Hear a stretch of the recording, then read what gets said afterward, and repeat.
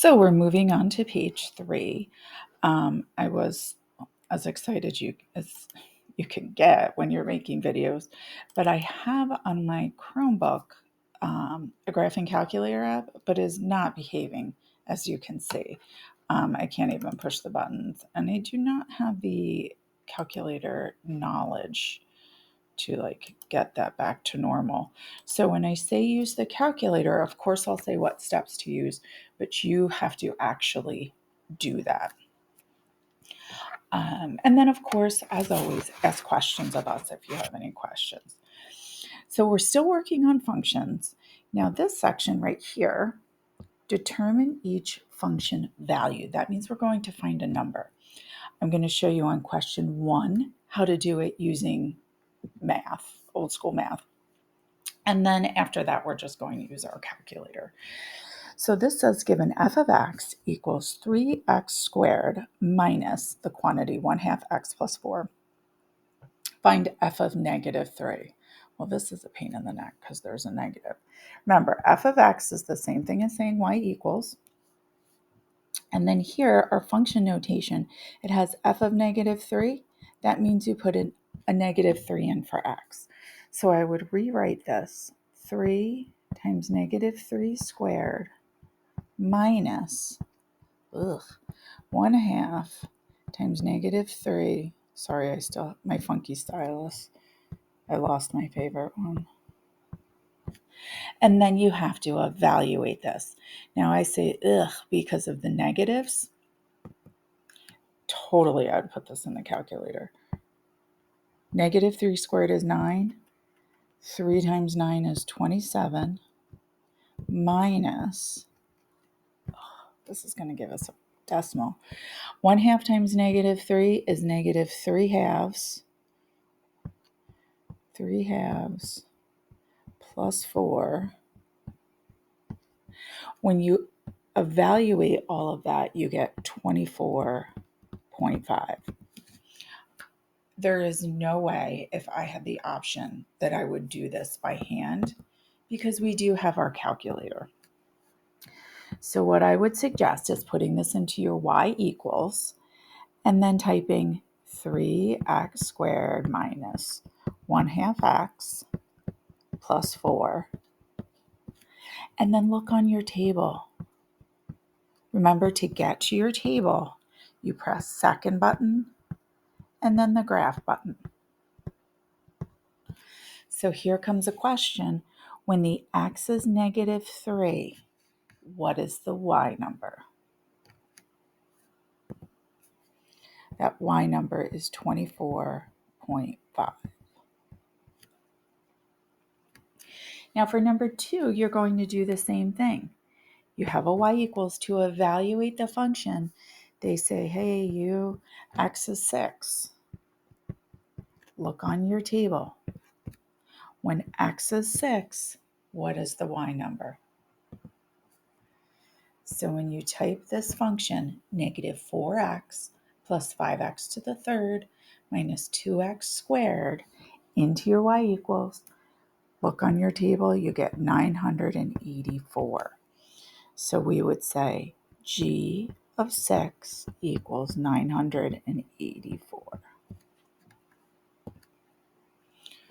Clear this mess. Okay, moving on down here. This is a great Regents type question, painful as it is. Which of the functions have the same output? So an output means y values. So they're saying which ones have the same matching y value when the input is 3? So the x is 3 and the y is something. We don't know what that something is.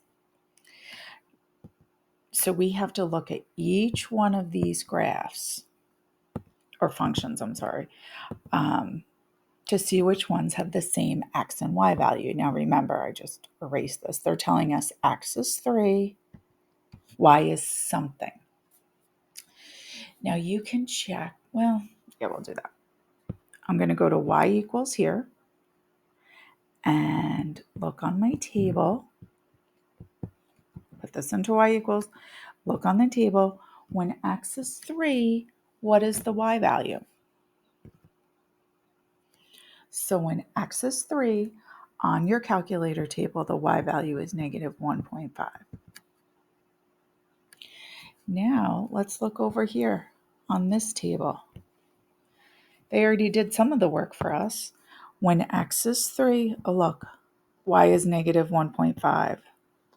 These have the same points. Now down here, or over here on our absolute value function, when x is 3, 2, 3, let's see what point this is. This is the point 3, negative 4. So which two functions have the same output?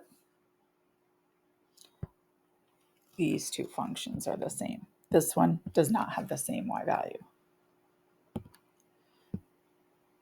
Okay. Little bit of review from above now. You're going to answer this on your Edpuzzle. What's another word for input value? X. What's another word for output value? Is the y. So when you have a point, x and y, x is the input. Stupid stylus. And y is the output.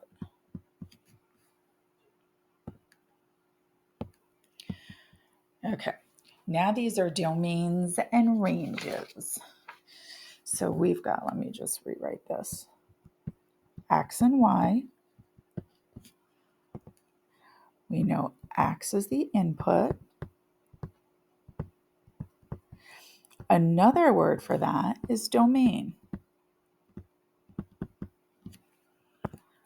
Y is the output. Running out of room. That looks like oot poot. Output. And y is also the range. Okay. So copy that down in your notes. I'm going to clear the page. Or you can always rewind it. Now, this says given y equals 3x squared minus 4, find the range, so find the y values, when the x values are negative 1, 0, and 2. So all I would do is go to my table, well, put this into y equals, then look up on your table when x is negative 1, 0, and 2, what are the y values? So these y values, according to my graphing calculator table, negative 1, negative 4, and positive 8. So to answer my question, I would say the range, negative 1, negative 4, and 8. Now, these little squiggly brackets means that's a group of numbers. It's a fancy way of saying that's your answer. The next question, given y equals 1/2 x plus 2, find the range, find the y values when the x's are 5, 6, and 7.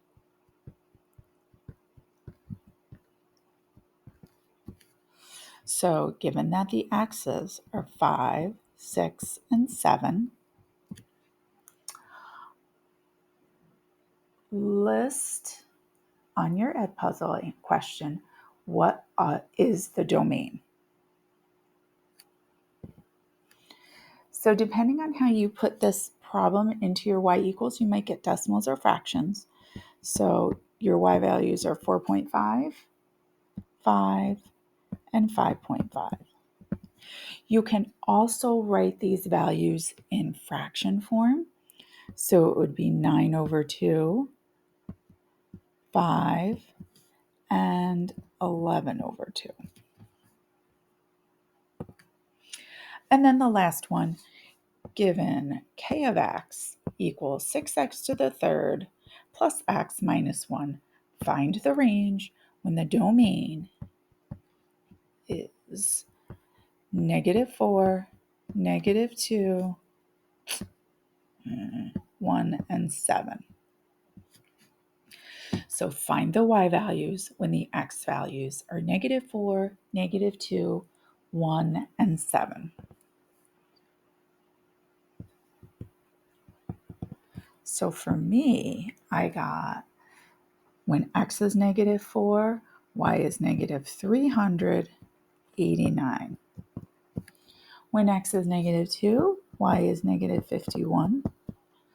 When x is 1, y is 6, running out of space. And then the last one, when x is 7, y is 2064.